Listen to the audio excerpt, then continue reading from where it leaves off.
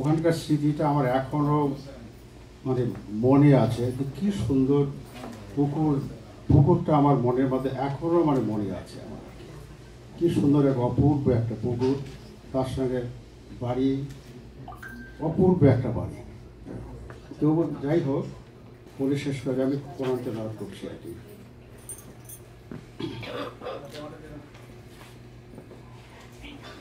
মনে হয়ে গেছে ভাই, শুধু মনে থাকে না, দেখে দেখে পড়তে হবে। এককালে এটা পুরো সুরাটা আমার মুখস্থ ছিল, কিন্তু এখন অনেকটা স্মৃতি ভ্রষ্ট হয়ে গেছে, কিন্তু আমি আর চান্স দিতে চাচ্ছি না।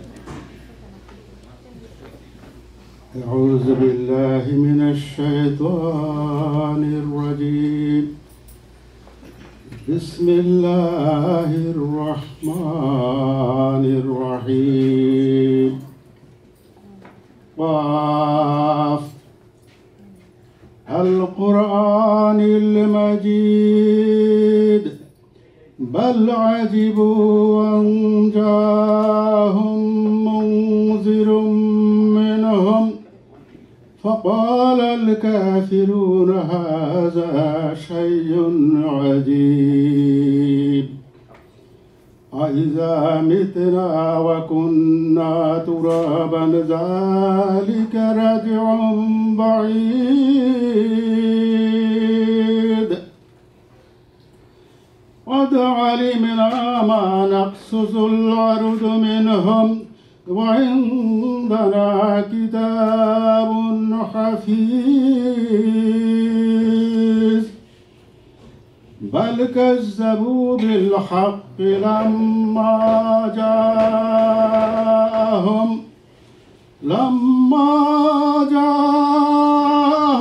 في أمر مريض أفلا ينظروا إلى السماء فوقهم كيف بنيناها وزيناها وما لها من فروج والأرض مددناها وألقينا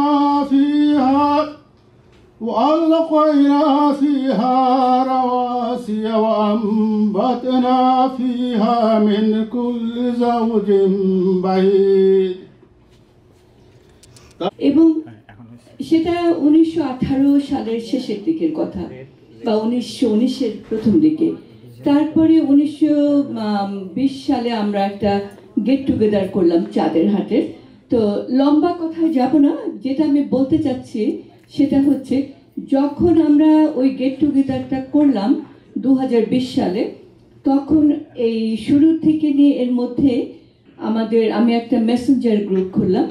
চাঁদের হাটের সব বন্ধুরা আমরা ওখানে একসাথে হয়ে মত বিনিময় করতাম, গল্প করতাম। তখন আমি দেখলাম যে পান্না আপা দারুণ সমস্ত লম্বা লম্বা পোস্ট দিচ্ছে ওখানে, হ্যাঁ, এবং অনেক ইন্টারেস্টিং। তখন আমি পান্না আপাকে ধরলাম যে পান্না আপা, তুমি লেখা ছাপো, তুমি লিখো না কেন? তুমি পেপারের জন্য লেখো, বা এই মেসেঞ্জার গ্রুপে না লিখে ফেসবুক পোস্টে লিখো। এই করতে করতে পান্না আপা শুরু করলেন লেখা, এবং তখনই আরও কিছু লেখা উনি লিখেছিলেন, এবং তার মধ্যে একটা ছিল মঞ্জু ভাইয়ের স্মৃতি নিয়ে অচেনা গন্তব্যে, এই বইটা। এবং সেই বইটা ছাপা হলো, ওই সময় দেশে ছিলাম আমরা। এবং এরপরে এই আজকে আরও এই 2 বছরের মধ্যে পান্না আপা আরও 2টি বই বেরিয়ে গেছে। এবং এটা যে কতটা মানে সৃষ্টিশীল, কারণ পান্না আপার এই যে একাকী জীবন, এখন মঞ্জু ভাই মারা যাওয়ার পর তার যে জীবনের যে গতিটা থেমে গিয়েছিল। আমি যখন মঞ্জু ভাই মারা যাওয়ার পর একদিন আসলাম মন্ট্রিয়লে, খালি পান্না আপার সাথে দেখা করতে আসলাম, এবং তখন দেখলাম পান্না আপা মানে আমাদের সে পান্না আপা নাই। আনন্দ ফুর্তি বা তার ভিতরে কোনো প্রাণ বলতে কিছু ছিল না। তখন আমি পান্না আপাকে বললাম যে পান্না আপা, তুমি লেখো, তুমি লেখা শুরু করো, তুমি হাত পা গুটিয়ে বসে থাকলে তো হবে না। এবং ওই যে লেখা শুরু করেছিল, এর পরপরই অচেনা গন্তব্যে, তারপরে সিদ্ধেশ্বরী গল্প, তারপরে আর লাস্টের বইটা জীবনের বাঁকে বাঁকে, এগুলো উনি শেষ করলেন এবং শেষ করে ছাপালেন। এবং এই যে লেখালেখিটা কয়েকটা পারপাস সার্ভ করেছে। সেটা হচ্ছে পান্না আপার জীবনের যে সময়টার তো সদ্ব্যবহার হলোই। হ্যাঁ, একটা সময় মানুষ দেখবেন যখন কিছু করার থাকে না, সে মাথা খারাপ হয়ে যায়, পাগল হয়ে যায়। হ্যাঁ, তার কিন্তু ভিতরে তো হতাশা বোধ কাজ করে প্রচুর, কিন্তু লেখালেখিটা একটা থেরাপির মতো কাজ করেছে পান্না আপার জন্য। এবং এই থেরাপিটা তাকে বাঁচিয়ে রেখেছে এবং আমাদেরকে আরও অনেক কিছু জানার সুযোগ দিয়েছে। যে আমি আপনার এই জীবনের বাঁকে বাঁকে বইটার মুখবন্ধ লিখেছি, কিন্তু লেখার আগে আমি বইটা পড়েছি। পান্না আপাকে বলছিল যে না, পড়তে হবে না, তুমি একটা কিছু লিখে দাও, 1 লাইন 2 লাইন। তা আমি বললাম না, পড়ে তো আমি লিখতে পারবো না। তারপরে বইটা উনি আমাকে অনলাইনে পাঠালেন, কপিটা আমি পড়লাম। পড়ার পরে আমার যে অনুভূতিটা হলো, আমি পান্না আপাকে সেটাই বললাম যে এই বইটা, এবং সেটাই আমি লিখলাম যে এই বইটা কয়েকটা পারপাস সার্ভ করছে, কয়েকটা আঙ্গিক আছে এই বইটার। এই বইটার ভেতর দিয়ে মানুষ জানতে পারবে যে একটা কানাডাতে বা আমেরিকা বা বিদেশে যে পাড়ি দেয়, যখন কেউ বিদেশে আসে তখন সে ইয়াং থাকে সাধারণত, তাই না? তারপরে তাদের ছেলে মেয়ে না হলে, হয়তো ছিল ছোট, না হলে বিদেশে এসে জন্ম নিল, তারা বড় হলো, আস্তে আস্তে তাদের সংসার হলো। এই যে একটা উত্তরাধিকার সূত্রে আমাদের জীবনটা চলে যাচ্ছে, সেই চলমান জীবনের একটা ছবি নিজের জীবনের ঘটনা দিয়ে উনি তুলে ধরেছেন এই বইটাতে। প্লাস এই সাথে আছে যে এই বিদেশে, আমেরিকা বলেন, কানাডা বলেন, ইউরোপের অন্যান্য দেশে বলেন, কিছু মানুষ তো থাকে যারা কলাম্বাসের মতো প্রথম আসে, এবং এই যারা প্রথম আসে তাদেরকে অনেক স্ট্রাগলের মধ্যে দিয়ে যেতে হয়। হ্যাঁ, তারা সংগ্রাম করে একটা পথ তৈরি করেন তাদের উত্তরাধিকারদের জন্য। এবং পান্না আপা, মঞ্জু ভাই এবং ওই সময়ে তাদের সাথে আরও যারা ছিলেন বাঙালি, তারা সেই পথটা তৈরি করেছে এবং পান্না আপার বইতে সেই ছবিটা তুলে এসেছে। তার মানে এটার একটা ঐতিহাসিক মূল্য আছে এই বইটার।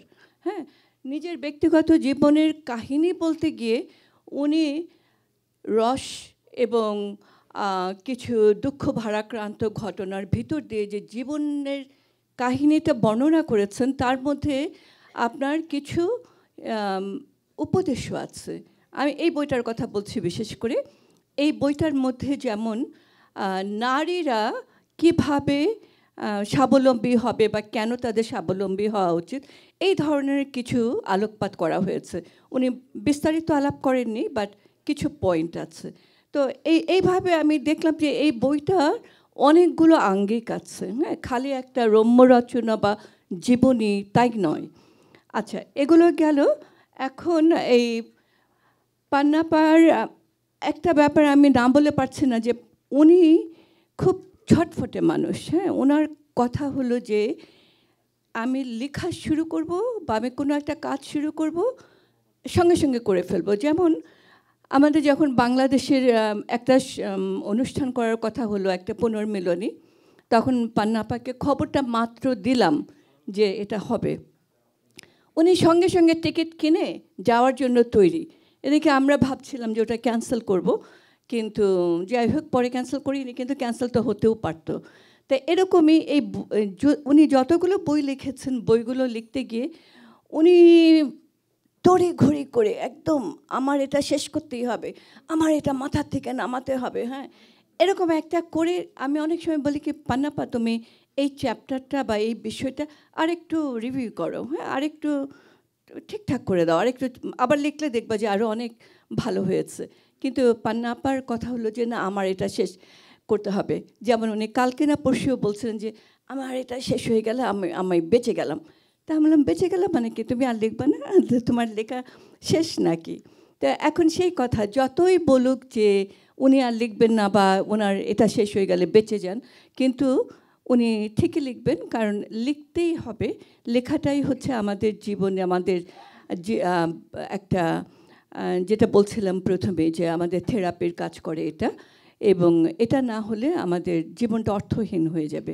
তো আমি পান্না আপার এই বইগুলো, 3টে বই আছে এখানে, 3টে বই বের করেছেন উনি, 2টো বইয়ের কথা আছে এখানে, সেই 2টো বইয়ের প্রকাশনা উৎসব হচ্ছে।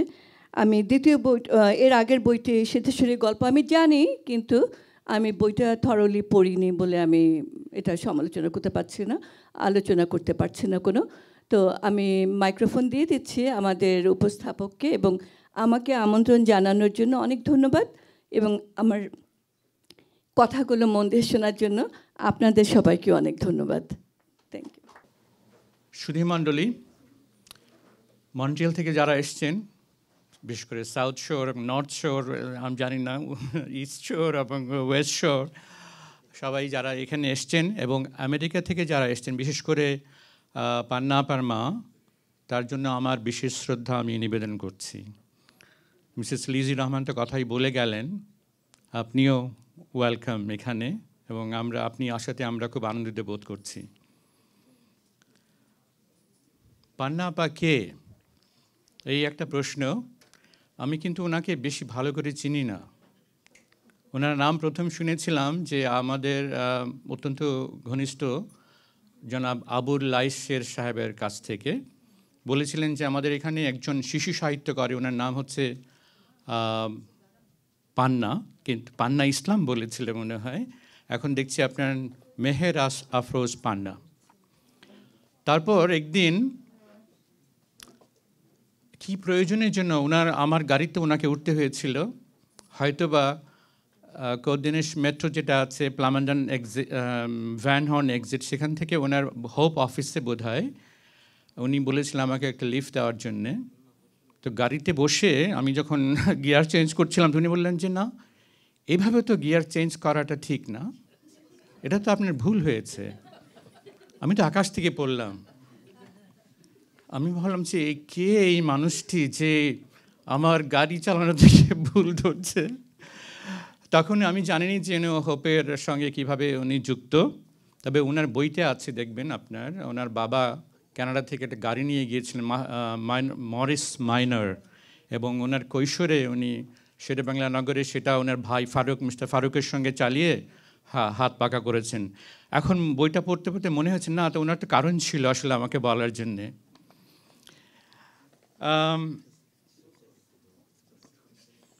রবি ঠাকুরের একটা কথা আছে, যে ব্যক্তি আকাশের দিকে তাকাইয়া আকাশেরই মতো চুপ করিয়া থাকে, নীরব থাকে, তাহাকে কবি বলা যায় না। ঠিক তেমনিভাবে আমরা তো জীবনের চলার পথে অনেক কিছু দেখি, শুনি এবং অনেক কিছুর মুখোমুখি হই, কিন্তু আমাদের লেখা আসে না, আমরা তো লিখতে পারি না, এবং আমরা সেই কারণে লেখকের মর্যাদায় অধিষ্ঠিত হতে পারি না। একটা লেখার জন্য একটা ক্ষমতার দরকার, এটা অনেক বড় ক্ষমতা কিন্তু। এবং পান্না আপা যে যা কিছু লিখেছেন, আমি শুধুমাত্র একটা বইয়ের ওপর কনসেন্ট্রেট করছি, জীবনের বাঁকে বাঁকে। তো সেখানে যে সমস্ত কথাগুলো বলেছেন, সেগুলো আমাদের অনেকেরই সেইগুলো জানা অথবা সেগুলোর সঙ্গে অল্প বিস্তর পরিচিতি আছে, কিন্তু উনি সেই অভিজ্ঞতাগুলোকে, তার পর্যবেক্ষণগুলোকে আমাদের সামনে তুলে ধরেছেন তার লেখার মাধ্যমে। একটা অসাধারণ ক্ষমতা, এবং সেই জন্য আমি তাকে ধন্যবাদ জানাচ্ছি যে আমাদের জন্য উনি কাজটা করেছেন।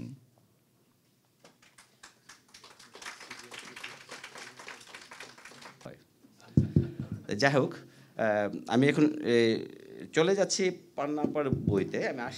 আমি শুরুই করছি ওনার বইয়ের কিছু উদ্ধৃতি দিয়ে।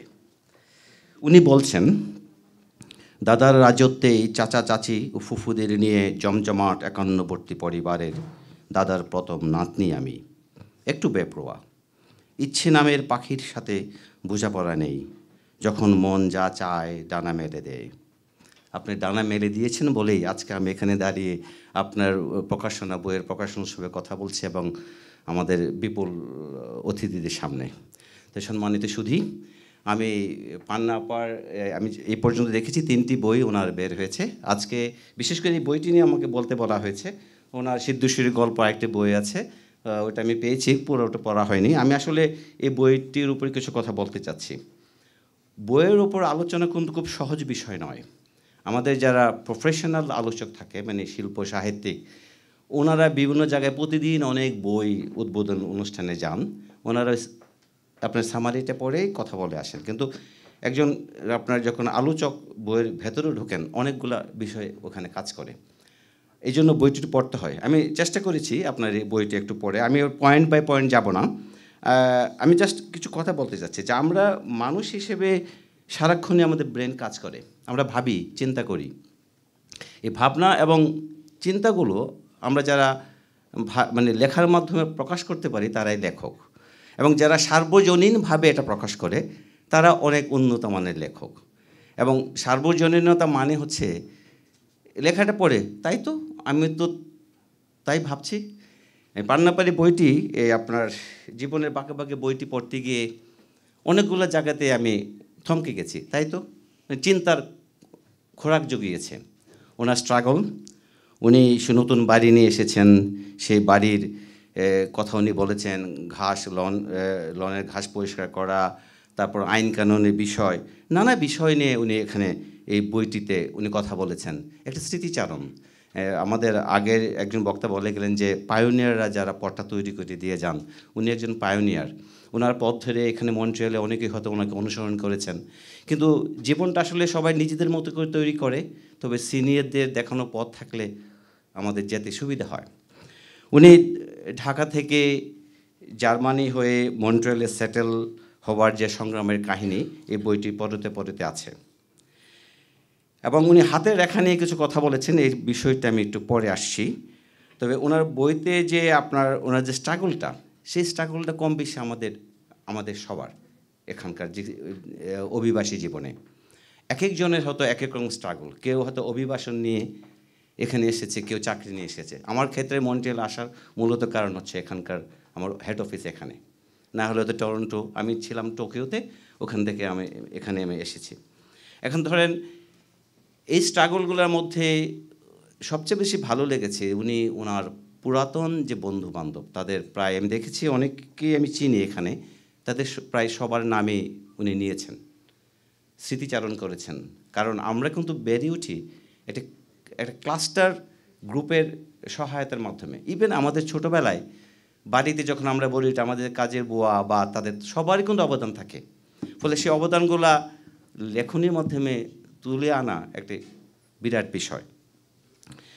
উনি কোভিডকালে ওনার ব্যক্তিগত জীবনের যে দুঃখবোধের মঞ্জুভাইকে উনি হারিয়েছেন, এবং আপনারা হয়তো অনেকে জানেন যে আমি একজন অণুজীব বিজ্ঞানী হিসেবে কোভিডকালে বাংলাদেশের টেলিভিশন শো বিভিন্ন জায়গায় খুব সক্রিয় ছিলাম কোভিড বিষয়ে কথা বলার সময়। ফলে ওনার ওই ফিলিংসগুলো আমি জানি, ওই সময় কি হয়েছিল, কি ঘটেছিল। মানে ইভেন কোভিডের সময় আমার নিজের বোনের হাজব্যান্ড মারা গিয়েছে, সেখানে তার নিজের সন্তানেরও লাশ দেখতে যাওয়া, ছুতে যাওয়া, ট্র্যাজেডির মানুষের জীবনের মানবিক বিপর্যয়ের অনেকগুলো বিষয় কোভিডকালে আমাদেরকে স্পর্শ করেছে।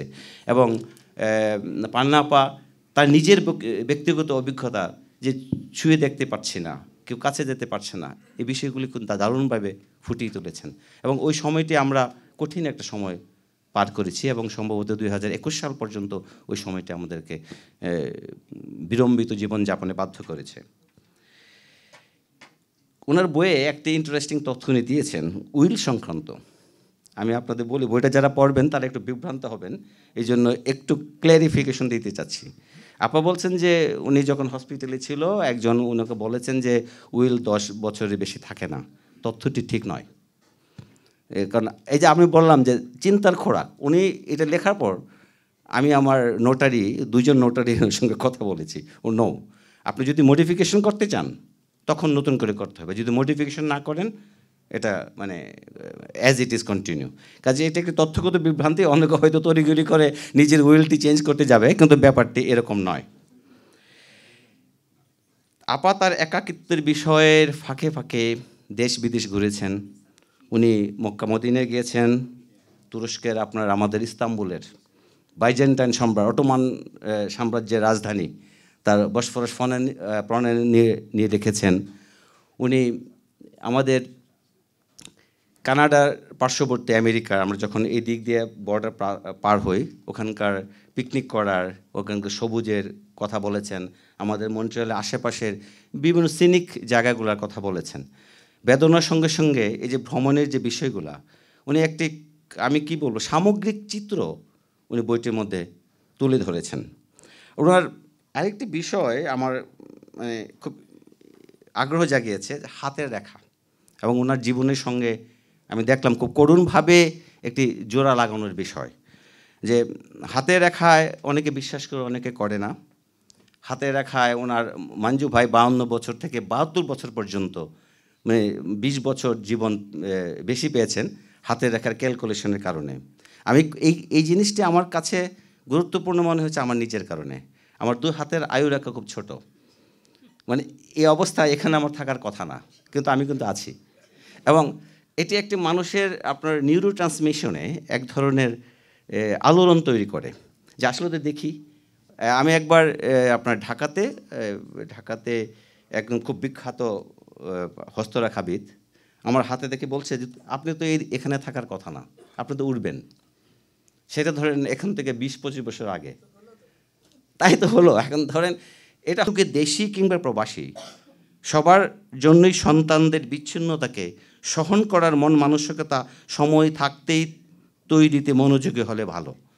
আমাদেরকে অ্যাডজাস্ট করে নিতে হয় আগে থেকেই, নইলে তাদের বিচ্ছিন্নতায় বাবা মার শরীরের মন প্রাণ ভেঙে যায়। আর দূরের থেকে সন্তানের সাধ্য হয় না পাশে থেকে তাদের সান্ত্বনা দেওয়া। এই জন্যই দেশি কিংবা প্রবাসী বার্ধক্যে প্রত্যেক পিতামাতার আত্মনির্ভরশীলতার মধ্যেই সন্তানের মঙ্গল। আমরা সবাই কিন্তু হাঁটছি সে একই পথে। ধন্যবাদ। Interesting stories from everybody. Also, I have a little bit of a problem because Auntie, Panna Auntie told me, please talk about yourself. Talk about your own life experiences. And I think that is wholly inadequate in this situation. We should actually talk about Auntie's life experiences. We've known Panna Auntie for a long time, 30 years, and I consider you a family member. We've been neighbors and very close friends with my mother for 30 years. She's also been quite close with my wife, Sylvie. We've shared ups and downs in your life, many ups, a few downs as well. I remember the time that Sylvie drove you to Quebec City for that very important meeting with the government. You know, that was something that we shared with Auntie. And also, I'm very happy to hear that Saad and Manuela have done so well in their careers, and they're both majors in the Canadian Army, which is quite incredible. You know, I don't think any other Bangladeshis have achieved that level, and especially Manuela. She's also a lawyer, and she's a judge advocate in the Judge Advocate General's office. Here in Montreal, I think it is. So I don't know what I haven't read the book. I've asked her, maybe you can translate it to English one of these days so Sylvie and I can read it. Or maybe somebody can else read it for us. But it's about life experiences, right? It's about life experiences, and the previous speakers were talking about the life experiences that Auntie went through and some of the references in there and so on. These life experiences are very important, and maybe I can share my own life experiences that can, complement the stories that she talked about. I remember one thing that I remember very well. We came here in 1972, and the first experience that I remember very well, even to this day, over 50 years later, is the smell of cut grass in Canada. I had never smelled, had that fragrance before. We were living in Europe at the time. Before coming to Canada, we lived in Portugal for 5 years and 1 year in the UK. And the smell of fresh cut grass was an incredible feeling, and it was a very positive feeling and experience that I got as a young boy at the time, an impression of Canada. You know, I have had, I think we all have successes and failures in our lives. Each one of us can point to that. So have I. You know, I've had some successes and failures, and I thought maybe there were going to be more young people here that I could, let's say, share my experiences with about their, you know, lives. I think most of us here are have been around, and we've had our own experiences. But from my point of view, you know, maybe I would like to share some reflections about success and failure and so on. Success and failure, you know, a lot of us talk about hard work, that you have to do hard work and you'll be successful. Yes, hard work is important, but also luck is very important, you know. If you don't have luck, sometimes you won't succeed. Hard work on its own doesn't necessarily mean success. And you know, I think you can understand that in your life, Auntie.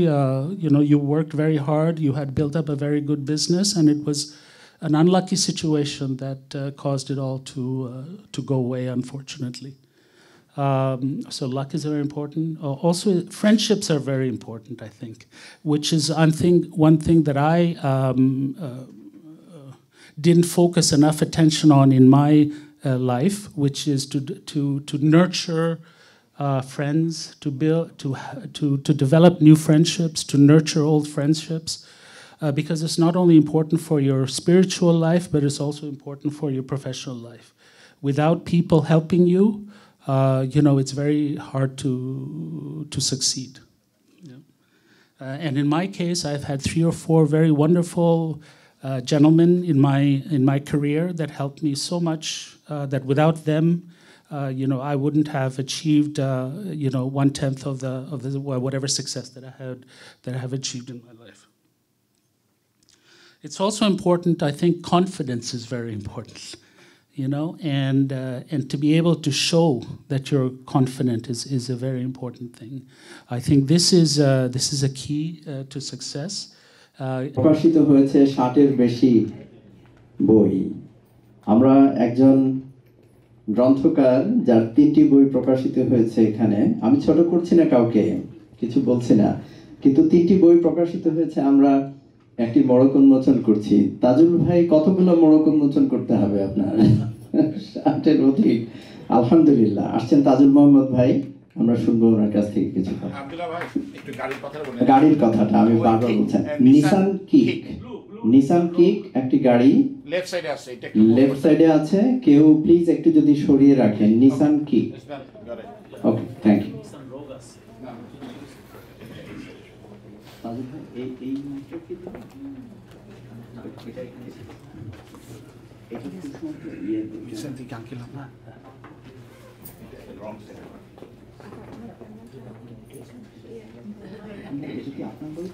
সুন্দর এই অনুষ্ঠানে সাধারণ উপস্থাপক আব্দুল্লাহ ভাই যেদিন প্রথম বইটি নিয়ে আমার কাছে গিয়েছিলেন, আমি প্রশ্ন করেছিলাম যে আমার প্রিয় মানুষ খোকন ভাইয়ের সাথে আপনার কি সম্পর্ক। তো আমি বলেছিলাম যে দুইজনের কণ্ঠের এত মিল কি করে হয়। উনি বলেছিলেন আমি ওনাকে ফলো করি। যাই হোক, দুজনের কণ্ঠের আমি একটি অসাধারণ মিল খুঁজে পাই এবং দুজনই অত্যন্ত উঁচুমানের ভদ্রলোক। আজকে আমি আরেকটা কথা বলিনি, প্রথম যখন আমাদের পরিচয় করিয়ে দিচ্ছিলেন আব্দুল্লাহ ভাই, তখন আমার নামের আগে আরেকটা শব্দ ব্যবহার করেছিলেন, ভাষা গবেষক। তো ভাষা গবেষক বলতে মানে ল্যাঙ্গুয়েজ অর্থে যে ভাষা, সেইটা নিয়ে গবেষণা বুঝায়, আমি তা না। আমি অবশ্যই ভাষা আন্দোলন নিয়ে কাজ করেছি, আমার 2টা বইও আছে ভাষা আন্দোলনের উপর।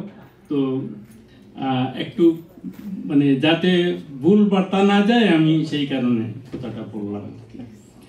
আজকে আমরা যে বইয়ের আলোচনায় যুক্ত হয়েছি সেইটা সেই বইটা আমি পড়েছি এবং আমি নোট নিয়েছিলাম যে কি বলবো। আজকে আসার সময় বইটা এনেছি ঠিকই, ভাবলাম যে বইয়ের ভিতরে ওই নোটের কাগজগুলো আছে, ব্যাগ খুলে দেখলাম যে না, বই আছে ঠিকই, কাগজটা নেই। তো যাই হোক, পান্না ভাবি আমার মতে একজন অতি সৌভাগ্যবান মহিলা, অতিশয় সৌভাগ্যবান মহিলা। প্রথমত হচ্ছে যে তিনি তার কৈশোর যৌবনে প্রেম করেছিলেন। সেই অভিজ্ঞতা অলমোস্ট সবারই আছে। প্রেম ভালোবাসা সবার জীবনে অন্তত যৌবনে সেটা এসেছে, কিন্তু টিকে থাকেনি। খুব কম, মানে যাদের টিকে আছে তাদের সংখ্যা খুব নগণ্য। পান্না ভাবি প্রেম করেছিলেন, সেই প্রেম যার সাথে করেছিলেন তাকে জীবন সাথী করেছিলেন এবং ইউরোপ আমেরিকা চষে বেরিয়েছেন সেই ভালোবাসার মানুষটিকে নিয়ে। এবং এই বইয়ের মাধ্যমে তাদের ভালোবাসার যে বহিঃপ্রকাশ তিনি ঘটিয়েছেন সেটা বিরল ঘটনা। এটা হচ্ছে একটা দিক। আরেকটা হচ্ছে তিনি একজন মহিলা এবং একই সাথে দুইজন মেজরের মা। আরেকটা কথা বলতে আমার কষ্ট হয়, সেটা হচ্ছে এই বইয়ের সুবাদে জানলাম উনি আমার 1 বছরের সিনিয়র, কিন্তু আমার মা মারা গেছেন আজ থেকে 46 বছর আগে, 1978 সালের শুরুতে। আর আমার সিনিয়র পান্না ভাবি আজকে ওনার বই প্রকাশনা অনুষ্ঠানে কালাম্মা পাশে বসে আছেন। আমার মা দেখেন নাই যে আমার কোনো বই হয়েছে বা কোনো বই হবে, সেইটাও ভাবতে পারেন নাই। আমার মার আমি কোনো সেবা করতে পারি নাই, আমার মার জন্য আমি কিছুই করতে পারি নাই, কিন্তু ভাবি তো তাই করছেন, এখনো মাকে পাশে নিয়ে বসে আছে। এইটা আপনার জন্য গৌরবের, আমার জন্য দুঃখের এবং কিছুটা হিংসারও বটে।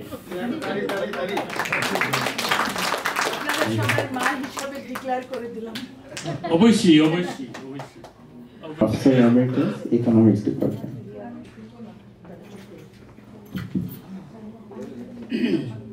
শুভ সন্ধ্যা। পান্না ভাবি, রামা, সুদীপেন, এখানে আমাকে কিছু বলার জন্য আমি অত্যন্ত আনন্দিত। তো এখানে আমার কিছু কথা আছে তারিখের মতো, যে আমরা প্রতিদিন ওয়ার্কিং লাইফে ক্লাসে পড়িয়েছি, বিদেশে ক্লাসরুমে বাইরে সেমিনার কনফারেন্স, কিন্তু এই সাধারণ বিষয়ে নিজেদেরকে নিয়ে কথা বলার অভ্যাসটা আমাদের খুব একটা অনেকেরই নাই। তো এখানে আমি আসার জন্য রাজি হলাম আসতে। আমার আসার কোনো যোগ্যতা নেই, এখানে যে সাহিত্য নিয়ে আলাপ করার কোনো যোগ্যতা আমার নেই, কিন্তু দুটা কারণে আসলাম। একটা হচ্ছে যে পান্না ভাবির সাথে আমাদের পরিচয় বহু পুরনো পরিচয়। অ্যাকচুয়ালি ওনার মনে থাকবে 1990 সালে বা ওই সময়, তারপরে কয়েক বছর আমরা বেশ অ্যাক্টিভ ছিলাম একসাথে একটা সমাজ সংগঠন মন্ট্রিয়ালে। সেখানে আমরা বাংলাদেশের সার্বিক উন্নয়ন নিয়ে আলাপ আলোচনা করেছি। কিছুটা প্রফেশনাল থাকলেও আমরা কমিউনিটির সবাইকে নিয়ে করতে চাচ্ছিলাম। তো উনি এগিয়ে এসেছিলেন এখানে জয়েন করতে, আমাদের সাথে ছিলেন, এবং আমাদের প্রায় মাসে অ্যাটলিস্ট একবার একটা মিটিং হতো, উনি আসতেন। তো সেখান থেকে পরিচয়। তো উনার এই সাহিত্যের অ্যাঙ্গেলটা আমার পরিচয় জানা ছিল না বিভিন্ন কারণে। তো এই জন্য শুনলাম যেটা হচ্ছে, এবং আমাদের যে কমিউনিটিতে যে এই ধরনের প্রোগ্রাম আজকাল হয়, যে মর্গন মতন, এগুলো 20 বছর আগে একদম ছিল না। তো এটার জন্য একটা আনন্দের বিষয় করে। আর সেকেন্ডলি, আমি জানি এখানে আসলে কিছু বাংলায় বলতে হবে কিছু কথা। বাংলা কথা বলাটা আমার জন্য একটা চ্যালেঞ্জ হয়ে গেছিল। এটা ব্যাক করার কিছু নেই, তবে আপনারা জানবেন না যে আমি যখন বিদেশে আসি প্রথম, আমি অনার্স পরীক্ষা দিয়ে সেম ডে প্লেনে উঠেছিলাম, সেম ইভিনিংয়ে, লাস্ট পরীক্ষার দিন। এবং আমি যেখানে পড়েছি প্রথম বছর প্রথম ইউনিভার্সিটি মাস্টার্সের জন্য, সেখানে আমার ওই সময় বাংলাদেশের ইস্ট পাকিস্তানের কোনো স্টুডেন্ট ছিল, দু একজন ছিল কলকাতার, এবং তারা একটু অনেক বেশি বয়সের এবং বাংলাদেশের কথাবার্তা কম হতো, আমার ডিপার্টমেন্টে ছিল না। তো আমি 8 মাস বাংলা বলি নাই। 8 মাস পরে আমি একটা সামার ইন্টার্নশিপ চাকরিতে অন্য শহরে যাই, সেখানে যা বাঙালি ভদ্র ভাষায় ছিলাম। তো ওখানে 8 মাস পরে প্রথম আমাকে তারা গান শোনালো সন্ধ্যা মুখার্জি, আর আমি actually literally I cried for half an hour, যে বাংলা সাথে ভালো লাগলো, যে অনেকদিন পরে বাংলা শুনলাম, এর মধ্যে বাংলা লেখা হয় বলা হয়নি। তো যাই হোক গেল। তো একটু ছোটো একটা কথা আমি সেরে নেই, যে শোয়েব আমাকে অ্যাকিউজ করলো যে ফার্স্ট সেকেন্ড হওয়া নিয়ে, এটা তো ভালো খবর, কিন্তু আমিও তো ফার্স্ট সেকেন্ড হইনি। আমি একবারই রিয়েল ফার্স্ট হয়েছিলাম, সেটা ছিল পিএইচডিতে তখন কানাডাতে একটা ছিল যে best PhD thesis in social science. তো অর্থনীতিতে প্রথম হলাম, but embarrassingly sociology, political science, anthropology, এই 4টা সাবজেক্ট নিয়ে আমাকে অ্যাওয়ার্ডটা দেওয়া হলো। এই দেওয়ার পরে এটা নিয়ে অনেক বিতর্ক হলো, এবং এই অ্যাওয়ার্ডটা পরে আর কন্টিনিউ করে নেই গভর্নমেন্ট, এটা ক্যানাডা কাউন্সিল করেছিল। এটা হয়েছিল তখন ওই সরকার এসএসএইচআরসি সেপারেট হওয়ার আগে একটা কাউন্সিল ছিল। তো ওই সময় 10টা সাবজেক্টে দেওয়া হয়েছে প্রাইজ, 9টা দেওয়া হয়েছিল, 10টা দেওয়া হয়নি, কারণ ওই ফিল্ডে কাউকে ওরা সুযোগ মনে করে নেই যে পেতে পারে। যাই হোক, কিন্তু শোয়েবের কাজিন, আমার ক্লাস ফ্রেন্ড সিদ্দিক ওসমানী বেশ কয়েকবার ফার্স্ট হয়েছে। একবার প্রথমত ইন্টারমিডিয়েটে ঢাকা বোর্ডে সায়েন্সে, এবং মোর ইম্পর্টেন্টলি সে লন্ডন স্কুল ইকোনমিক্সে মাস্টার্সে ফার্স্ট হয়েছে। এবং লন্ডন স্কুল ইকোনমিক্সে আপনি জানবেন যে সেখানে সারা বিশ্বের ছাত্ররা যায়, এবং ওর সাথে একটা খুব টপ ইন্ডিয়ান স্টুডেন্ট ছিল কৌশিক বসু, অনেক নাম করেছে, কর্নেল প্রফেসর। কৌশিক আমাকে বলেছে এটা যে সিদ্দিক আমাদের ফার্স্ট, একটা অথেন্টিক খবর হতে পারে না, এবং সিদ্দিক সামনে পড়েছে। তো যাই হোক, তো গেল। অ্যাকচুয়ালি আনফর্চুনেটলি বইটা আমার পড়া হয়নি, বইটা আমি পাইও নাই। তো এখন আমি তাও আসলাম, বললাম যে রিজন দ্যাট কেন এসছি। তো আমি দুটো একটা কথা বলবো, যে বিজ্ঞান আর সাহিত্য এটার নিয়ে কিছুটা কথা হয়েছে এবং হয়, যে এটা যারা বৈজ্ঞানিক, আমরা ক্ষুদে বিজ্ঞানী যে কাজ করেছি আমরা, এরা এত বেশি ব্যস্ত থাকে তাদের ওই প্রফেশনাল কাজ নিয়ে, যে সাহিত্যর ট্যালেন্ট থাকতে পারেও তাদের সময় হয় না লেখা। হ্যাঁ, আমাদের Shoaib is an example, counter example, যে সে বিং এ সায়েন্টিস্ট এবং হাই লেভেল সায়েন্টিস্ট, সে এখনও লেখালেখি করে এবং অনেক ভালো লেভেলের লেখালেখি করে। এবং আরও আছে, ইভেন আমাদের আপনি জানবেন যে একজন একটা নামে জানবেন যে পল স্যামুয়েলসন বলে একজন আছেন ইকোনমিস্ট, উনি বিংশ শতাব্দীর অন্যতম ইকোনমিস্ট, শুধুমাত্র নোবেল বিজয়ী নয়, সে বিংশ শতাব্দীর সবচেয়ে অন্যতম অর্থনীতিবিদ। পল স্যামুয়েলসন MIT এর প্রফেসর ছিলেন। উনি যখন ওই সাধারণ কথা বলতেন, ওই একাডেমিক লাইনে ছাড়া এত প্রাঞ্জল, এত সুন্দর ভাষা লিখতেন, যেটা পড়ে মনে হয় আরও কেন পড়ি না ওনার লেখা। তো উনি হয়তো কত কি লিখেছেন এক্সট্রা, ওই একাডেমিক লাইনের বাইরে আমার জানা নেই। যে দুটো একটা পড়েছি, এবং আইনস্টাইনের লেখাও দুটো পড়েছি, ছোটোখাটো কথাবার্তা, যে অত্যন্ত সুন্দরভাবে লেখা। তো বৈজ্ঞানিক চিন্তা থাকলেও, মাথা থাকলেও, তাদের তো সাহিত্য চর্চার, সাহিত্যের উপরে নেশা থাকতে পারে। এটা অনেকের আছে, এটা পরিস্ফুরণ হয় না, প্রতিফলন হয় না, সবার সুযোগ হয় না। এটা একটা কাইন্ড অফ একটা নেগেটিভ একটা পয়েন্ট, যেটা এরা আই উইশ যে সবারই সুযোগ হতো এটা কিছু করার। তো এখন ওনার বই যেটা পড়া হয়নি, ওনার বই সম্বন্ধে আমি একটু পড়াশোনা করেছি, একটু দেখলাম আর কি।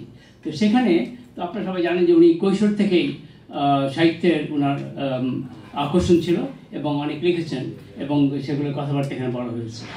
তো এবং ওনার যে প্রথম বই যেটা, যে অচেনা গন্তব্য, সেখানে মনে হচ্ছে এটা অ্যাকচুয়ালি কাইন্ড অফ ফ্যামিলিগ্রাফি, বায়োগ্রাফি না, ফ্যামিলিগ্রাফি ওয়ার্ড আউট ইউজ। সেখানে উনি সুন্দর করে লিখেছেন ওনার যে এই প্রথম মন্ট্রিয়ালের জীবনের, মন্ট্রিয়াল না, অ্যাকচুয়ালি ইউরোপ থেকেই জীবনযাত্রা সম্বন্ধে। এবং আরও অন্যান্য বইগুলো লিখেছেন, বইগুলো টাইটেলগুলো আমার কাছে খুব সুন্দর লেগেছে। প্রত্যেকটা বইয়ের টাইটেল যেটা, সেটা অনেক সুন্দর করে লিখেছেন। এবং আমার কাছে মনে হয়েছে যেটা, যে ওনার লেখার মধ্যে যেটা আছে, যেটা হচ্ছে একটা ইংরেজি ওয়ার্ড হচ্ছে লুমিনোসিটি, ঔজ্জ্বল্য। তো ঔজ্জ্বল্য কোন ধরনের ঔজ্জ্বল্য?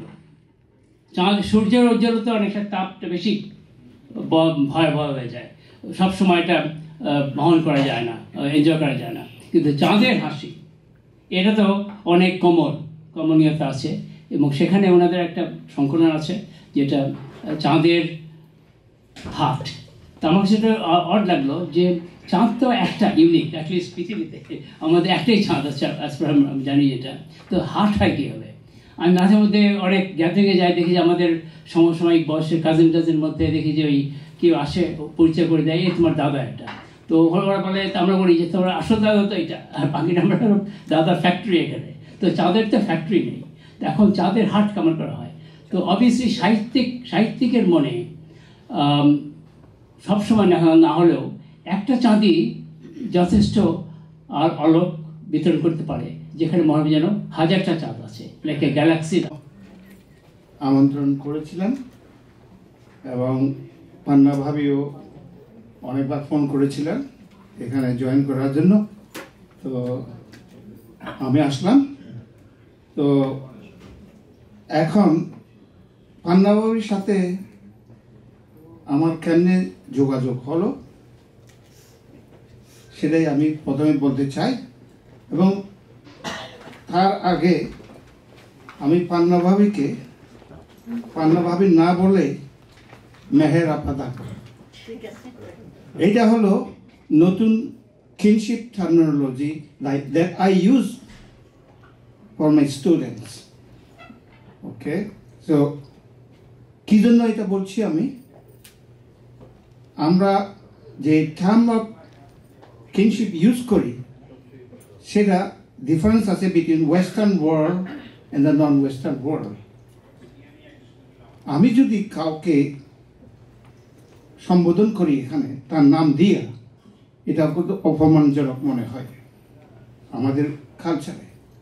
আমরা একটা টার্ম অফ রেসপেক্ট ইউজ করি, যেখানে আমরা বিশেষত আপনি হলেন মহিলা, and you deserve more respect than anyone else. So এটাই হলো আমার প্রথম কথা। এবং আপনার সাথে কেমনে আমার যোগাযোগ হলো? ফার্স্ট হলো কি, ডক্টর মঈন বলেছিলেন নামটা হলো ইন্টারন্যাশনাল সোসাইটি অফ বাংলাদেশ। আমি অল দ্য টাইম, মাসে একবার মিটিং হতো, আপনার সাথে দেখা হতো। ISSB, international society of Bangladesh, এবং ওখানে প্রয়াত ডক্টর তারিক আলী, আর ওখানে যাইতেন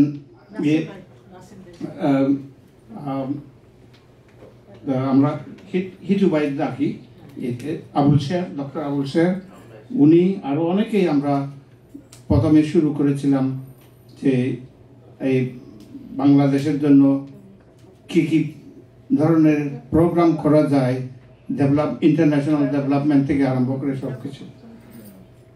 ওকে, প্রথমেই সেটাই বলি যে আমার সেকেন্ড হলো কি, আপনার যে বই আমি পড়ি নাই, এটা দেখা এই কি বলে আমি জানতাম না আগে, এই দুইটা বই পরে করলাম, কিন্তু পরে আগে যে দুইটা বই, একটা বই অচেনা গন্তব্যে যে বইটা লিখেছেন সেটার উপরে আমার কমেন্ট করার সুযোগ হয়নি তখন। এবং এই আবার যে মঞ্জু ভাইকে যে আমার কন্ডোলেন্স দেবো পাবলিকলি হয়নি তখন খুব হেস্টেলি ওই প্রোগ্রামটা হয়েছিল, সময় ছিল না, সময়ের অভাবে আমি ওগুলো ম্যানেজ করতে পারি নাই। যাই হোক, আমার কমেন্ট হলো, এই যে দুইটা বই লিখেছেন, যে দুইটা বইয়ের কথা বলছি আমি, সেই দুইটা বইয়ের একটা নাম হলো কি সিদ্ধেশ্বরীর গল্প, আরেকটা বইয়ের নাম হলো জীবনের বাঁকে বাঁকে, প্রথম বইটা হলো অচেনা গন্তব্যে। ওকে, আপনার যে লেখা স্টোরি সেটা হলো কি বাংলাদেশ থেকে শুরু করে জার্মানি থেকে এখানে, সেটাই হলো আপনার contributions. এই যে স্টোরিজ, মিথস, memoirs, everything, এইটা হলো রিফ্লেকশন অফ এ নেশনস। আপনি কন্ট্রিবিউট করেছেন বাংলাদেশের যে জীবনযাত্রা, বাংলাদেশের কালচার, বাংলাদেশে কিভাবে পারিবারিক থেকে আরম্ভ করে এগুলো সামলিয়ে এনেছেন। এজন্য আমার মনে আছে আপনার ছেলের বউ আমার এক সময় স্টুডেন্ট ছিল কনকর্ডিয়াতে কয়েক বছর আগে। I hope she is doing very well right now. Okay, সেটাই বলতেছি। আর প্রথমে আব্দুল্লাহ সাহেব আমাকে যখন ওনার সাথে কথা হলো, উনি আমাকে বলেছেন যে আমি তো অনেক আগে এসেছি, আপনার ইমিগ্রেন্ট এক্সপিরিয়েন্স কি, এটা একটু যাতে আমি এখানে বলি। সেটা হলো কি, আমি প্রথমে চট্টগ্রাম বিশ্ববিদ্যালয়ে শিক্ষকতা করার পর এখানে বিদেশে ইন্টারন্যাশনাল স্টুডেন্ট হিসেবে ম্যানিটোবাতে প্রথম যাই। যেই প্রবেশটা প্রচণ্ড শীত পড়ে, ওখানে ঠান্ডা কোল্ড। ওখানে আমি যখন আসি, ওখানে ওই ইউনিভার্সিটি অফ ম্যানিটোবাতে আমি আমার ডিগ্রি, মাস্টার্স ডিগ্রি হলো। তখন চিত্রকলার প্রতি অনুরাগ। শাহিন মুনির বর্তমানে সিমন ডি বিভার ইনস্টিটিউট, কনকর্ডিয়া ইউনিভার্সিটির একজন অ্যাফিলিয়েট অ্যাসিস্ট্যান্ট প্রফেসর। আসছেন শাহিন মুনির আপা। শুভ সন্ধ্যা সুধীবৃন্দ। আজকে আমরা একত্রিত হয়েছি মেহের আফরোজ পান্নার দুটি গ্রন্থ মোড়ক উন্মোচনী অনুষ্ঠানে। আসলে আমি কিন্তু এখন মানে বলতেই হয় যে একটু আমি টায়ার্ড হয়ে গেছি, সন্ধ্যা হয়ে গেছে তো, আর এখন আসলে আমাদের ক্লান্ত হওয়ার সময়। দুঃখিত আমি। আগামীকাল হচ্ছে আমাদের মা দিবস, এবং এখানে আমাদের মাঝে উপস্থিত আছেন আমাদের পান্নাপার গর্বিত মাটা। উনি নামাজ পড়তে গেছেন, ওনাকে আমি প্রথম আমাদের সালাম অভিনন্দন জানাচ্ছি মা দিবসে। এবং সেই সাথে এখানে আছেন আমাদের মায়েরা, আরও অনেক মা, এবং সব মায়েদের জন্য রইল আমার আন্তরিক শুভেচ্ছা মা দিবসের। আমরা সবাই এতক্ষণ অনেক সুন্দর সুন্দর কথা শুনলাম। কথাগুলো অবশ্যই পান্নাপাকে নিয়ে, পান্নাপার লেখনী নিয়ে, এবং তার জীবনকে নিয়ে, জীবনের সুখ দুঃখ, হাসি কান্না, বেদনা সব কিছুরই কথা শুনলাম। আমি অত্যন্ত আনন্দিত এবং কৃতজ্ঞ পান্নাপার কাছে। পান্নাপা আমাকে তার বইটি, জীবনের বাকি বাকি গ্রন্থটির পর্যালোচনা করার জন্য মনোনীত করেছেন বলে আমি পান্নাপাকে ধন্যবাদ জানাচ্ছি। আমি এখানে মন্ট্রিলে আসার পর থেকে 1996-এ পান্নাপাকে চিনি, এবং সেটা পার্ক এক্সটেনশন এলাকার কারণেই। সেটা বাংলাদেশে অধিষ্ঠিত একটি এলাকা। আমি আর অন্য কথায় যাব না, আমি সরাসরি পান্নাপার বইটি পাওয়ার পরে আমি পড়েছি, খুব মনোযোগ দিয়ে পড়েছি, এবং পড়তে পড়তে আমি মুগ্ধ হয়েছি। এবং আমি যে পর্যালোচনার জন্য আমাকে বলেছেন, আমি যে পর্যবেক্ষণ করেছি, সেই পর্যবেক্ষণগুলিকে আমি আপনাদের সামনে তুলে ধরব, এবং আশা করি আপনারা ধৈর্যহারা হবেন না আমার মতো। আমি হইনি, কিন্তু ক্লান্ত। জীবনের বাকি বাকে মেহের আফরোজ পান্না। পান্নাপাকে আমরা সবাই এ নামেই চিনি, মেহের আফরোজ বলে নয়, পান্না বলে। আমি প্রথমে বুঝতে পারিনি, তবে পরে মনে হলো যে না, এই নামটির সাথে আমি যখন দেশে ছিলাম, তার লেখালেখির মাধ্যমে এই নামটির সাথে আমি পরিচিত ছিলাম। পান্নাপাকে আমরা এখানে পেয়েছি, কিন্তু দেশ থাকতে আমি মেহের আফরোজকে চিনি, লেখা চিনি। আমি আজকে শুভেচ্ছা জানাচ্ছি আমাদের আয়োজক আব্দুল্লাহ ভাই, এবং তার সাথে আরও যারা আব্দুল্লাহ ভাইকে সহযোগিতা করেছেন। আজকে মনে হচ্ছে আমাদের চেনা একটা ক্যাফে রয়্যাল একটু অন্যরকম মুড নিয়েছে, মানে জ্বালাবার আগেই পান্নাপা টেবিলে বসেননি। তো সেই যে এত দুরন্ত, এত স্বাধীন চেতা একটা সাহসী মেয়ে, যিনি মনিরুজ্জামান খান বলে গেছেন যে সেই সময়ে মরিস মাইনর শেরেবাংলা নগরে চালিয়েছেন কিশোর বয়সে ভাই ফারুকের হাত ধরে, আর মাত্র সপ্তাহখানেকের মধ্যে সেটা রপ্ত করে ফেলেছেন। আর সেই চালনা, যে নারী হয়ে, মানে সে বালিকা নারী হয়ে যখন মন্ট্রিলে রাস্তায় রাস্তায় গাড়ি চালিয়েছেন, কি রকম একটা সাহসী নারী কিভাবে যে দুর্বল হয়ে পড়তে পারে, আমরা এই গ্রন্থের পড়তে পড়তে বুঝতে পেরেছি, দেখতে পেরেছি। আর এখানে আমি একটি বলবো যে কথাটি, মানে এই পান্নাপ্পার জীবনের মোড়টাকে ঠিক স্বাভাবিকভাবে নেয়নি, স্বাভাবিক করে দিতে পারেনি। সেটা হলো যে দৈবক্রমে শিকার হয়েছিলেন তিনি এক ভবিষ্যৎবাণীর, জ্যোতিষবিদ যাদেরকে আমরা বলি, এবং হাত গণনার প্রতি ছেলেবেলার, কিশোরবেলার প্রতি আসক্তি এবং এর প্রতি বিশ্বাস, আর অভিবাসী জীবনের দোলাচলে দোদুল্যমান মন ও মানসিকতার মাঝে কিভাবে এই জ্যোতিষী আমাদের পান্না ভাই সবাই চিনি, পান্না ভাই যেন একটা স্থায়ী আসন গেড়ে নিয়েছিলেন। স্বামীর মৃত্যুর ভয়, আশঙ্কা তাকে তাড়িয়ে বেরিয়েছে, যা বইয়ের মধ্যে আমরা পড়তে আমরা উপলব্ধি করতে পেরেছি। আমি জানি না পান্না ভাই আপনি এখন বাংলাদেশে আছেন, কিন্তু আমাদের মতো কতজন নারীকে এভাবে হাত গণনা করে তাকে বিধ্বস্ত করে রেখেছিলেন, অথবা ভাইদেরও তাদের স্ত্রী হারাবার সম্ভাবনার জন্য। আজকে আমি এখানে অনেকেই দেখতে পাচ্ছি, এবং আমার মনে হয় পান্না ভাবির ভালোবাসা তো আছেই, আব্দুল্লাহ ভাইয়ের ভালোবাসার কারণেই মনে হয় অনেকে এসছে, এবং উনি খুবই একটা ভালো অর্গানাইজার। উনি যেভাবে আমাদেরকে কল করেছে আসার জন্য, সত্যি প্রশংসার দাবি রাখেন।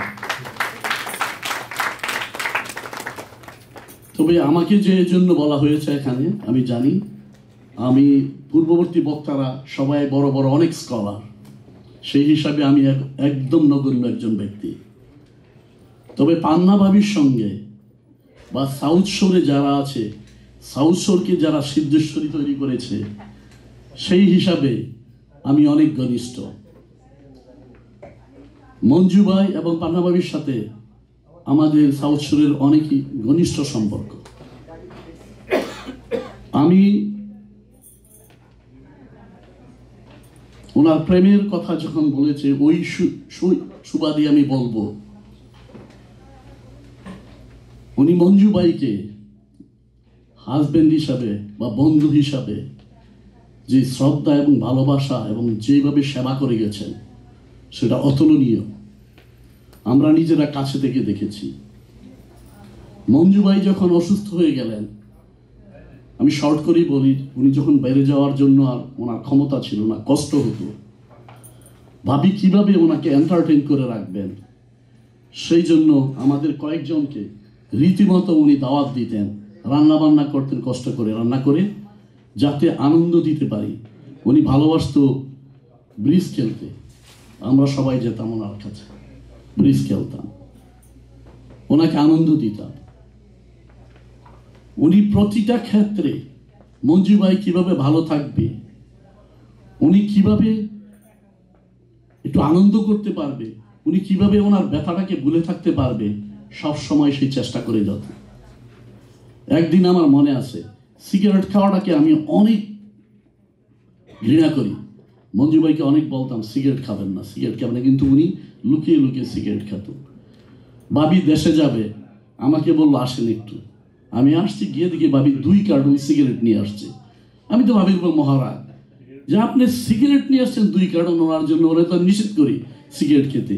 কয় ভাই, যদি সিগারেট না দিয়ে যায়, ও যেমনি বাইরে যাবে, গিয়ে আবার কোন অঘটন ঘটবে, সেই কারণে আমি ওরে বাসায় রেখে যেতে চাই, যাতে নিরাপদে থাকে, সিগারেটের জন্য যেন ওর বাড়ি না যেতে চায়। উনি কত দিকে খেয়াল রাখতেন। একটা সময় ছিল যখন মঞ্জু ভাই বিছনা থেকে নড়তে পারতেন না, ভাবিকে দেখেছি। সত্যি উনি যে কি কষ্ট করেছেন তার বলার উপেক্ষা রাখে না। আমি মনে করি এইরকম যেন সবাই স্বামী স্ত্রীর সেবা করে যেতে পারে, উনি একটা উদাহরণ। তারপর আমাদের ব্যক্তিগত সম্পর্কটাও অনেক ভালো, শুধু আমি না, আমাদের সাউথ শোরে আমরা যারা যারা আছি খুব নিকটের ছিল। ভাবির কোনো কিছু লাগলে, যেমন আমি মরিচ গাছ বলতো, ভাবি অনেকক্ষণ বলে রাখতো যে ভাই মরিচ গাছ কিন্তু ফেলে দিবেন না, আমার জন্য একটা রাখবেন। আপনি শিকারে যান, একটা হাঁস আমার জন্য নিয়ে আসবেন, আমি হাঁস রান্না করে আপনাদেরকে খাওয়াবো।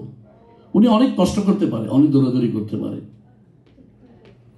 তো ওনার যখন ফেসবুকে লেখা আরম্ভ করে, তখন আমি দেখতাম অনেক বড় লেখা, আমি এতটুকু পড়ার কোনো ধৈর্য নাই আমার, কিন্তু যখনই পড়াটা আরম্ভ করতাম ভালো লাগতো।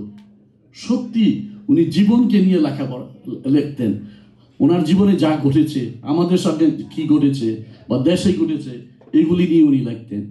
সেই সুবাদে ওনার বই খুবই ইন্টারেস্টিং, এবং আমরা আমাদের নাম টাম দেখলো ওইটার ভিতরে অনেক ভালো হতো, অনেক উৎফুল্ল মনে করতাম যে আমাদের মধ্যে একটা এত বড় গুণী, এত বড় একটা লেখক আছে আমাদের মধ্যে।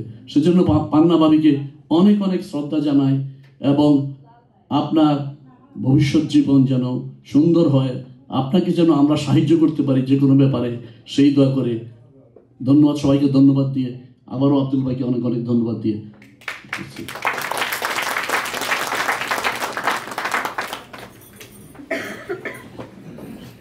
ধন্যবাদ শামীম ভাই।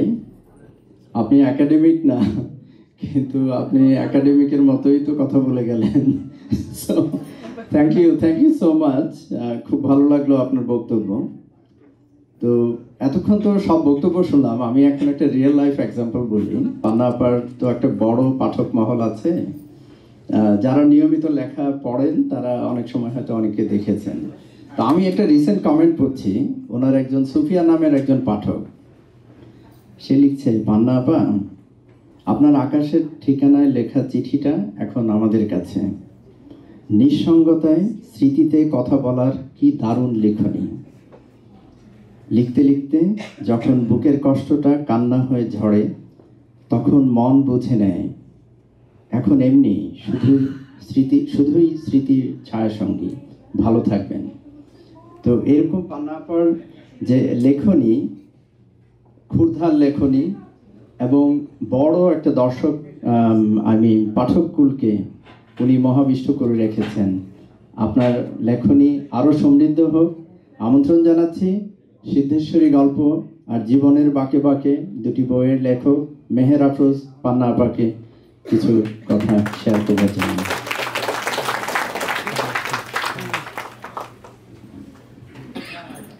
আসসালামু আলাইকুম।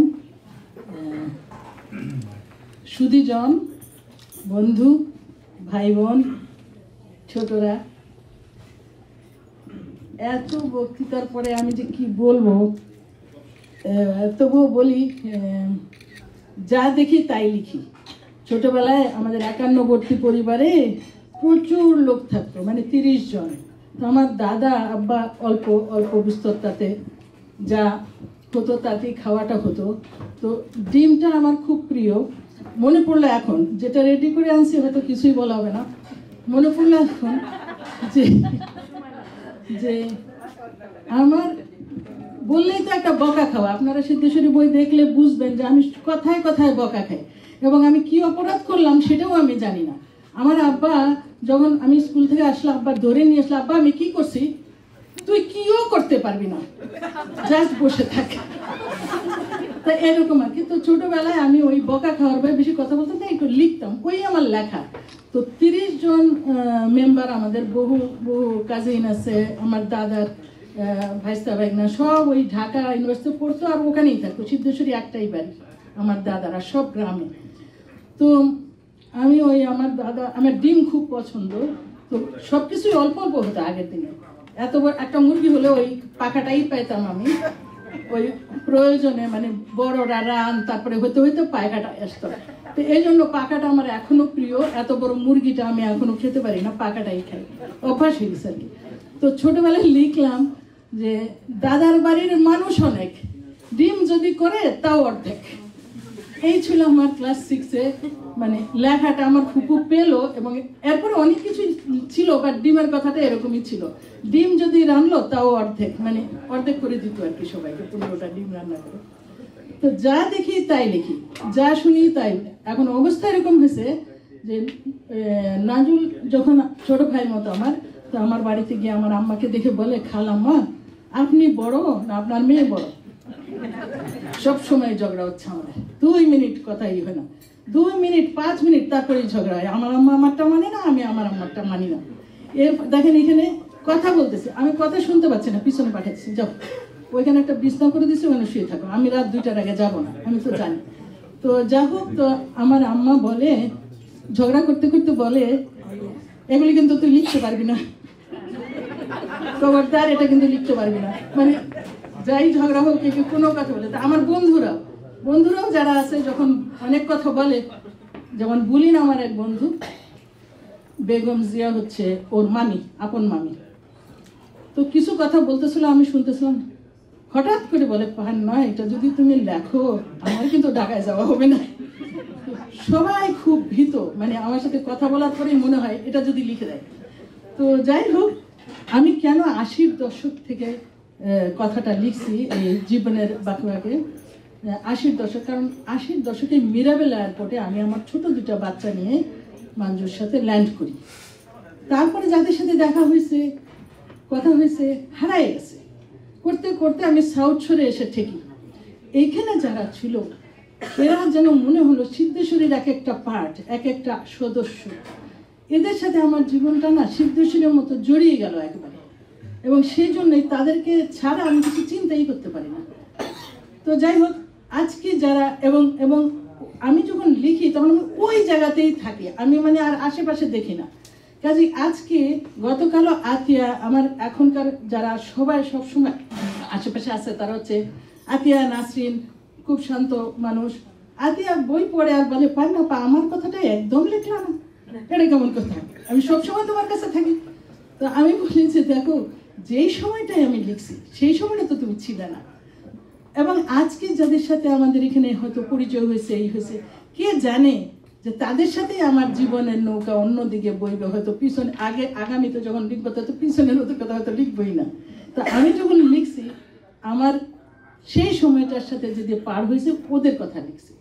তো কাজেই আপনারা আমাকে ক্ষমা সুন্দর দৃষ্টিতে দেখবেন। আমার বই যখন আপনারা বলছেন, আমি এত ভয় পাইছি, মনে হয় পরীক্ষা, আমি খারাপ স্টুডেন্ট ছিলাম না, বাট ভুল আমার হইতো, যে আমার জানি কোন ভুলটা বার হয়ে যায়, এইটাই কিন্তু আমি ভাবছি। তো হয়েছে অনেক, ঠিক আছে, আপনারা ক্ষমা সুন্দর দৃষ্টিতে দেখবেন। আমার বইকে আলোচনা করে আমি বুঝছে যে এত ভালো লাগছে আপনাদের, মানে এরকমই মনে হয়েছে, কিন্তু আমি লেখার সময় তো বুঝি নাই, আমি যেরকম চিন্তা করছি সেরকমই লিখছি। আপনাদের যদি এতটুকু ভালো লেগে থাকে, আমি নিজেকে সার্থক মনে করবো এবং আরও লিখবো হয়তো, বাট এখন জানি না। এখন মনে হয় এই আমার আম্মাকে নিয়ে এই অনুষ্ঠানটা শেষ হলে আমি আরামে 7 দিন ঘুমাবো, এরকম মনে হচ্ছে। তবুও যে এত সুন্দর একটা অনুষ্ঠান অর্গানাইজ হতো, এটা নাজুক প্রথম, যদি কান্ডারি না হতো আর মাসুদ আমাকে এত সাহস দিয়েছে যে ভাবি করেন। আমি বলছি যদি 200 লোক হয় আমি এখানেই করবো, কারণ এটা আমার বাড়িঘর। এটা কেন বাড়িঘর, আমার আম্মা যে অসুস্থ, আমি একটা সিঙ্গেল বেড নিয়ে আসছি, ওইখানে শুয়ে থাকবো 2টা বেড, এর কোথাও তো পাবো না এটা। এখানে আমরা এমনভাবে এটাকে ইউজ করি, মনে হয় যে এটা আমাদেরই জিনিস, আমাদেরই প্ল্যাটফর্ম, এখানে মাসুদের কোনো কিছু বলারই নেই। তো মাসুদ বললো যে আপা আপনি একদম চিন্তা করেন না, নিশ্চিন্ত থাকেন, যতজন ইচ্ছা আপনি বলেন। অনেকে আসতে পারেনি বোধ হয়, বিভিন্ন কারণে ক্যান্সেল করতেছে লাস্ট মিনিটে, কিন্তু যারা আসছেন তাদের প্রতি আমি অসম্ভব কৃতজ্ঞ, অসম্ভব ভালো লাগছে আপনাদের এখানে পেয়ে। আপনারা কেউ যাবেন না, এত সুন্দর সুন্দর জিনিস অর্গানাইজ করছে, আমি শুনেই তো মুগ্ধ হয়ে গেছি। শফি ভাইয়ের গান যদি আপনারা মিস করেন না, তো কতটুক মানে আমি সার্থকতা জানি না। তবে আজকে এই প্ল্যাটফর্মে 80-র দশক থেকে নিয়ে আজকের মানুষদের একসাথে করতে পেরেছে নাজুল। আমি সবাই আমার জন্য, আমাকে তো অনেকে চিনেন না, নাজুলের জন্য হয়েছে, বাট আমাকে এটা আমার আশীর্বাদ বলতে পারি। এবং এই প্ল্যাটফর্ম থেকে হয়তো আমি আরো অনেক দূর খুশি মনে চলে যেতে পারবো, দুঃখ থাকবে না। নাহলে সবসময় আমার একটা দুঃখ থাকে যে আমাকে কেউ ভালোবাসলো না, আমার সাথে সবাই রাগ হলো, কেউ আমার সাথে কথা বললো না কেন। এই জিনিসটা আজকের থেকে আর আমি রাখবো না ভাবতেছি। তো আপনাদের সবাইকে ধন্যবাদ। আরো ধন্যবাদ তাকে দিতে ভুলে যেতে চাই না, মিলি কতদিন ধরে যে সে অফিস থেকে এসে এগুলো করেছে, এই যে বুকে এটা তো আমি নিয়ে যাবো বলেছি বাসায়, এটা স্মৃতি না। আচ্ছা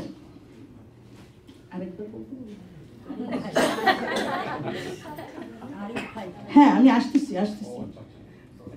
আবার বলি, আমার এই জিনিসটা অর্গানাইজের জন্য নাজুল, মিলি, আরিফ, মাসুদ আমি খুব কৃতজ্ঞ।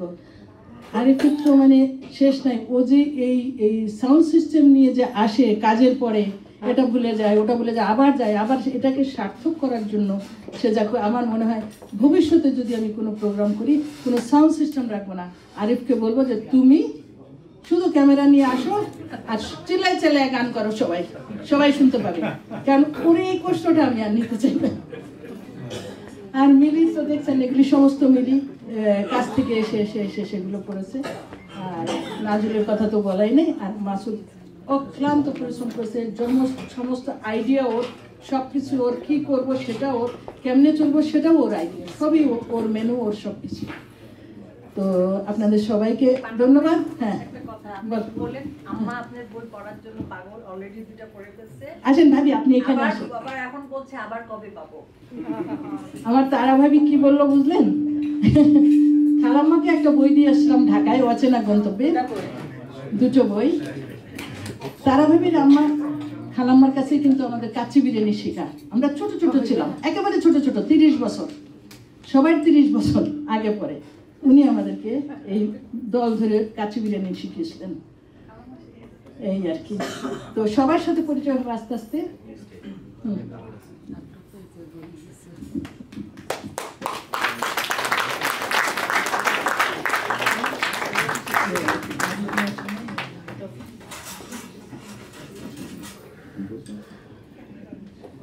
হ্যাঁ ধন্যবাদ পান্না আপা। আমরা মন্ত্রমুগ্ধের মতো আমরা আলোচনা শুনছিলাম, এখন পান্না আপার বক্তব্যের মধ্যে দিয়ে শেষ হলো আলোচনা পর্ব। তা আমাদের সম্মানিত আলোচকদের জন্য একটা জোর করতালি প্লিজ। আপনাদেরকে অনেক অনেক অনেক ধন্যবাদ। বই দুটি সম্বন্ধে আমি যারা এখানে সাংবাদিক আছেন তাদের সবার সঙ্গে অলমোস্ট 1-on-1 কথা বলেছি। কাজী আলম বাবু ভাই সামনে চলে আসেন, সাদেরা সুজন দা সামনে এখানে আমরা দাঁড়াবো, এখানে শরীফ ইকবাল চৌধুরী, ইউসুফ রনি ভাই,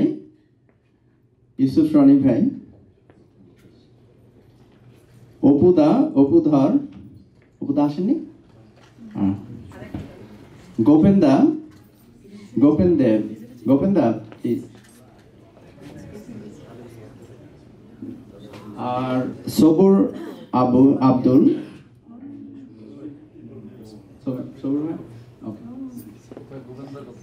আর ইকবাল কবির ভাই কি আসছেন?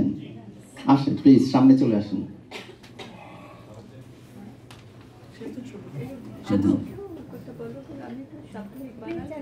সাংবাদিক কেন বলছি একটু বলি। এখন সাংবাদিক ভাইদের জন্য আজকে বিশেষ দিন বলবো, এই জন্য আজকে তাদেরই একজনের, শুরুতেই বলেছিলাম পান্না আপা সাংবাদিকতায় MA না, উনি তো সাংবাদিক না।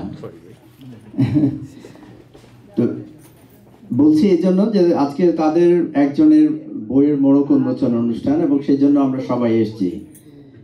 এখানে স্মরণ রাখা প্রয়োজন যে আপা দীর্ঘ 45 বছর দেশের বাইরে এবং লেখার জগৎ থেকে সম্পূর্ণ বিচ্ছিন্ন ছিলেন এবং সাংবাদিকতা থেকেও বিচ্ছিন্ন ছিলেন।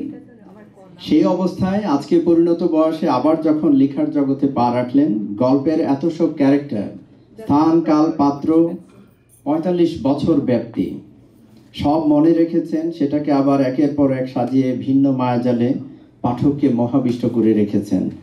আপনারা এই বই দুটো পড়বেন, আমার বিশ্বাস আপনাদের সবার ভালো লাগবে। আমি এখন সাংবাদিকদের সবার একটা ফটো সেশনের জন্য প্লিজ এটা স্মৃতিতে ধরে রাখার জন্য আরিফ ভাইকে স্পেশালি অনুরোধ করছি।